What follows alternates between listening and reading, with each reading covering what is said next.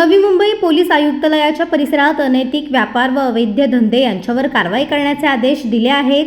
त्या अनुषंगाने अनैतिक मानवी वाहतूक प्रतिबंधक कक्षाचे वरिष्ठ पोलीस निरीक्षक श्री पृथ्वीराज घोरपडे यांना गुप्त बातमीदारामार्फत माहिती मिळाली की नवी मुंबई परिसरातील महिला पुरवणारा अनवर शेख नावाचा इसम हा ग्राहकांना वेश्यागमनासाठी लॉजमध्ये मुली पुरवत असून तो स्वतः किंवा त्याचे साथीदार मार्फत रिक्षामधून 3 ते 4 मुली ग्राहक सांगेल त्या लॉजमध्ये घेऊन येतो। त्या मुली ग्राहकास दाखवून जी मुलगी ग्राहक पसंत करेल त्या मुलीचे वेश्यागमनासाठी 20,000 रुपये घेतो।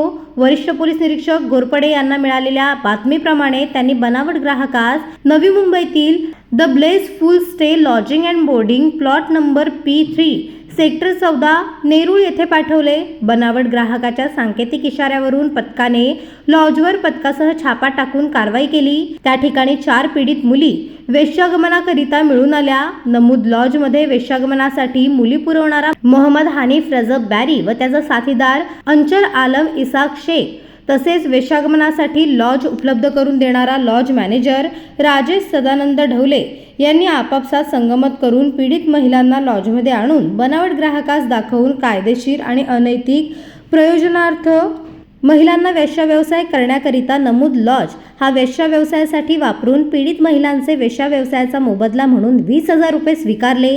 म्हणून आरोपी मोहम्मद हनीफ रजब बॅरी, अनवर आलम इसाक शेख, राजेश सदानंद ढवले यांच्या विरुद्ध नेरूळ पोलीस ठाण्यात गुन्हा दाखल करण्यात आला असून त्यांना अटक करण्यात आली आहे। दिनांक 11 मे 2026 रोजी पावते पोलीस कोठडी यांना मंजूर झाली आहे। सदर गुन्ह्याचा पुढील तपास नेरूळ पोलीस ठाणे करत आहे। सदरची उल्लेखनीय कामगिरी सहाय्यक पोलीस आयुक्त श्री धर्मपाल बनसोडे AHTU गुन्हे शाखा यांच्या मार्गदर्शनाखाली वरिष्ठ पोलीस निरीक्षक पृथ्वीराज घोरपडे, पोलीस हवालदार ज्योती अडकमोल, पोलीस नाईक अनिता भोये, पोलीस शिपाई ठाकूर, पोलीस शिपाई चव्हाण, पोलीस शिपाई कोलते व पोलीस शिपाई पाटील यांनी केली आहे।